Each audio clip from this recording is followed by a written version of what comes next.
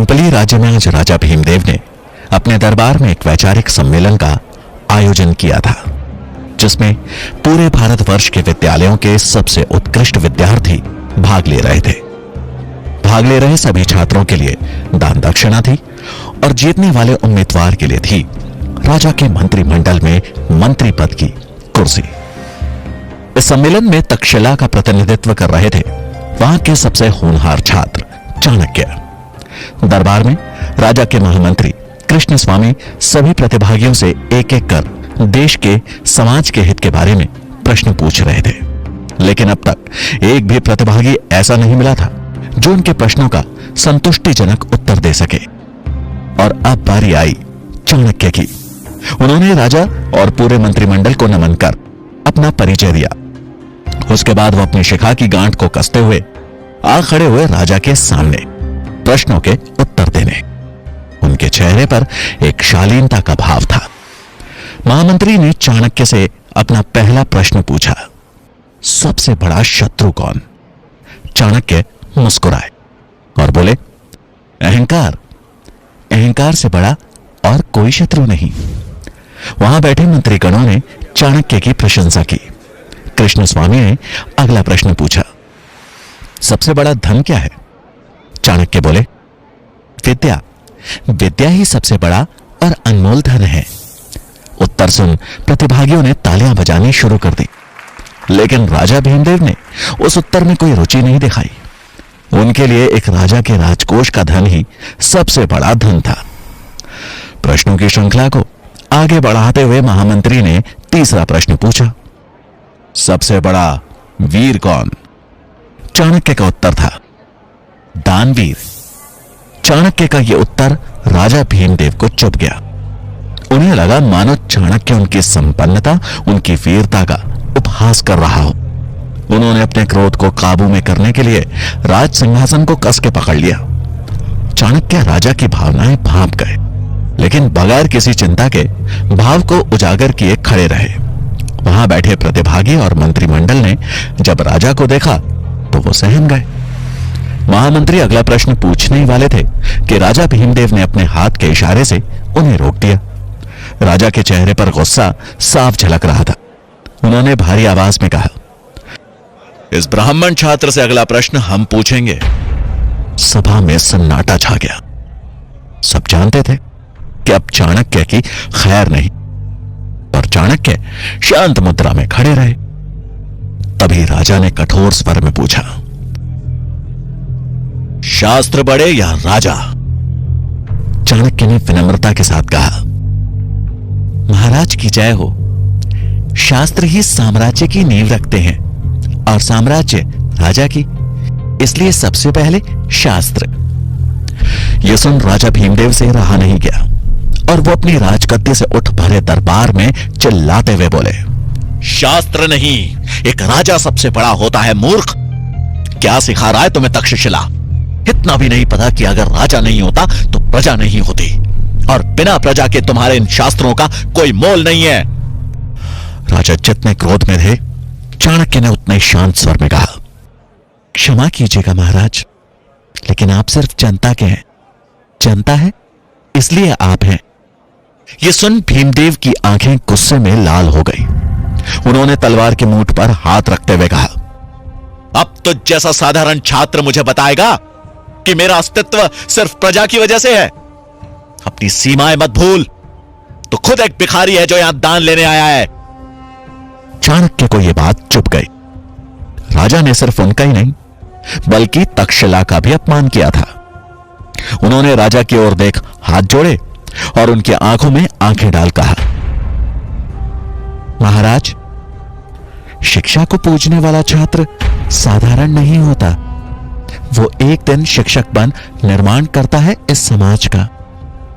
वो अगर किसी को बना सकता है तो मिटा भी सकता है। और रही बात दान की, तो मैं तक्षशिला से यहां दान लेने नहीं आया था महाराज।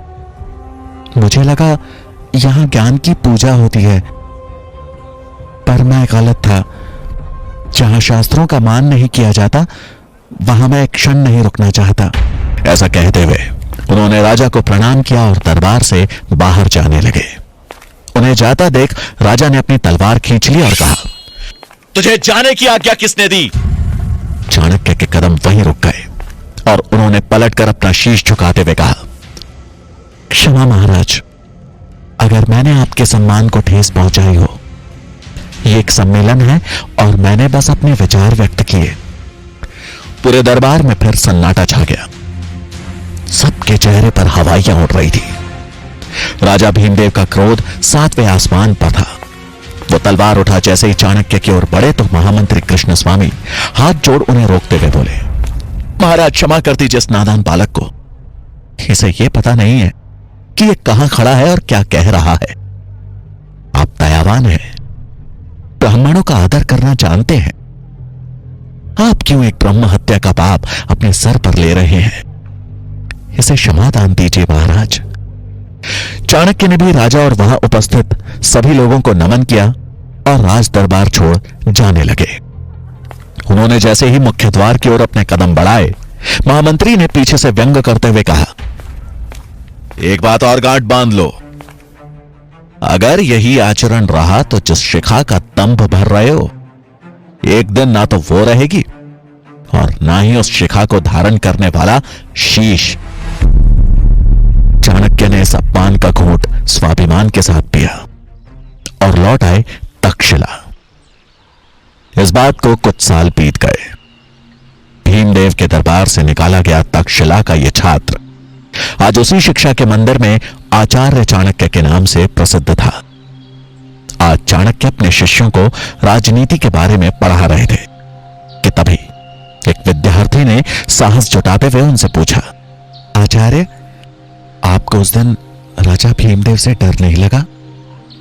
उनके हाथ में तलवार, दरबार में सैनिक थे, लेकिन आप तो निहत्थे थे। चाणक्य मुस्कुराए और बोले, निहत्था कहां था?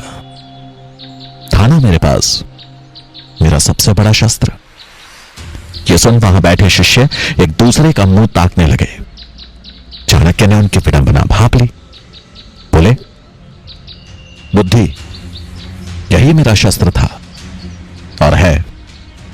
एक बुद्धिमान व्यक्ति अपनी बुद्धि, चातुर्य और विवेक से किसी भी युद्ध में विजयी हो सकता है, फिर चाहे परिस्थिति कितनी भी बुरी क्यों ना हो। यह सुन छात्रों को यकीन हो गया कि उनके आचार्य कोई साधारण आचार्य नहीं है। चाणक्य अगला पाठ शुरू करते कि तभी उन्हें तुरंत पुस्तकालय में पहुंचने का संदेश मिला। पुस्तकालय पहुंच चाणक्य को वहां आए एक संदेशवाहक से पता चला कि गांधार के राजा आंबी ने बिना लड़े ही मैसेडोनिया के सम्राट सिकंदर के सामने आत्मसमर्पण कर दिया है और अब सिकंदर की नजर संपूर्ण भारत पर है। खबर सुन चाणक्य चकित रह गए और कुछ सोचते हुए वहां उपस्थित आचार्यों से बोले, इसका मतलब तो यह हुआ कि सिकंदर कभी भी भारत पहुंच सकता है। हमें भारत को बचाना होगा और यह तभी संभव है जब भारत अखंड बने। मुझे शीघ्र यह बात मगध के महाराज धनानंद तक पहुंचानी होगी। चाणक्य की बात सुनकर आचार्य मेघनाथ हंसते हुए बोले, आप जानते हैं ना धनानंद कैसा राजा है और भला वो आपकी बात क्यों मानेगा? यह सुनकर चाणक्य ने जवाब दिया, मैं खुद जाऊंगा मगध और अखंड भारत का प्रस्ताव उनके सामने रखूंगा। मुझे विश्वास है कि वो भी भारत को विदेशी आक्रमणों से बचाना चाहेंगे। मेघनाथ बोले, धनानंद सुनेगा और वो भी आपका प्रस्ताव?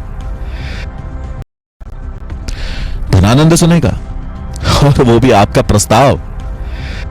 भीमदेव के दरबार से बचकर निकल आए, अपने को भाग्यशाली समझिए। धनानंद के दरबार गए तो मान और जान दोनों से हाथ धोना पड़ेगा। मेरा सुझाव मानिए और केवल अपना काम कीजिए, बच्चों को शिक्षा देने का काम। भलाई इसी में है। यह सुन के चाणक्य हैरानी से बोले, आचार्य, मैं एक ब्राह्मण हूं और ब्राह्मण का कर्तव्य होता है लोगों को सही दिशा दिखाना। अगर राजा धनानंद अपनी दिशा से भटकेंगे तो यह मेरा कर्तव्य है कि मैं उन्हें सही रास्ता सुझाऊं, नहीं तो सर्वनाश के सिवा कुछ नहीं होगा यहां।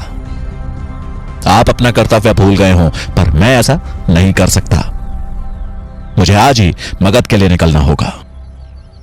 चाणक्य को जाता देख मेघनाथ ने ताना कसते हुए कहा, आचार्य, मुझे लगता है ये हमारी आखिरी भेंट है। आप मगध से वापस आएंगे भी या नहीं, इसमें संदेह है। क्यों ना आखिरी बार हम भोजन साथ में करें। चाणक्य उनका प्रस्ताव ठुकरा कर आगे बढ़ गए। उनके जाते ही मेघनाथ मनी मन बोले, इस बार तो ये नहीं लौटने वाला। चाणक्य तक्षशिला से मगध के लिए निकल पड़े और 5 दिन का लंबा सफर तय कर पहुंच गए मगध की राजधानी पाटलिपुत्र। उन्हें नगर में कदम रखे कुछ क्षण हुए थे कि पाटलिपुत्र की जनता पर हो रहे अत्याचार की सच्चाई उनके सामने थी। नगर के चौराहे पर कुछ सैनिक फांसी के फंदे से लटक रहे मृत शवों को नीचे उतार रहे थे। ये देख चाणक्य को समझने में देर नहीं लगी कि उन्हें सामूहिक मृत्युदंड दिया गया है। शवों को देख के उनके परिजन जोर जोर से रो रहे थे। तभी एक महिला की आवाज उनके कानों पर पड़ी, जो अपने बेटे के मृत शरीर से लिपट वहां खड़े सैनिक से रोते रोते बोली, और कितने दिन हमें ऐसे ही अपनों को खोना पड़ेगा, और कितनों को मारोगे तुम लोग? अगर कर नहीं दिया तो क्या पूरी प्रजा को मार दोगे? कहां से लाए हम इतना धन? उस औरत की बात सुन उस सैनिक ने गुस्से में उसे धक्का मारते हुए कहा, बुढ़िया, अगर ज्यादा आवाज करेगी तो तुझे भी लटका दूंगा इसी फंदे पे। चल चुपचाप निकल जाए यहां से। ऐसा कहकर उस सैनिक ने उसके बेटे के शव को उठाकर बैलगाड़ी में लाद दिया और वहां से निकल पड़ा। चाणक्य से यह देखा नहीं गया। वो दौड़ते हुए उस औरत के पास पहुंचे और उसे सहारा देते हुए बोले, मां जी संभल कर। ऐसा कहकर उन्होंने उस रोती हुई बूढ़ी महिला को एक पेड़ के नीचे बिठाया और बोले, मां, मैं आपका दुख तो कम नहीं कर सकता और ना ही मैं आपका पुत्र आपको लौटा सकता हूं, लेकिन इतना अवश्य कह सकता हूं कि शीघ्र ही इन परेशानियों का हल खोज दूंगा। मैं राजा धनानंद के दरबार जा रहा हूं और वचन देता हूं कि प्रजा के दुख से उन्हें अवगत कराऊंगा। ये राज्य ऐसे नहीं चल सकता। उन्हें इस समस्या का समाधान करना ही होगा। चाणक्य की बात सुन उस औरत ने आंखों में आंसू लिए ममता भरी नजरों से उनकी ओर देखा और बोली, आज पहली बार तुझे देख ऐसा लग रहा है कि मगध का हृदय अभी भी धड़क रहा है। तूने इतना ही कह दिया, मेरे लिए बहुत है पुत्र, लेकिन वचन मत दे, तेरे अंदर करुणा होगी, लेकिन जिसके पास तू जा रहा है उसका लहू पानी बन चुका है। अनुभव से कह रही हूं ये बात। मेरे पास देने के लिए कुछ है तो बस आशीर्वाद है। चाणक्य ने उनके पांव छुए और कहा, मुझे आपसे बस यही चाहिए था मां, आशीर्वाद दें। उस औरत ने उनके सर पर हाथ फेरा और चाणक्य दृढ़ संकल्प लिए चल दिए राजमहल की ओर।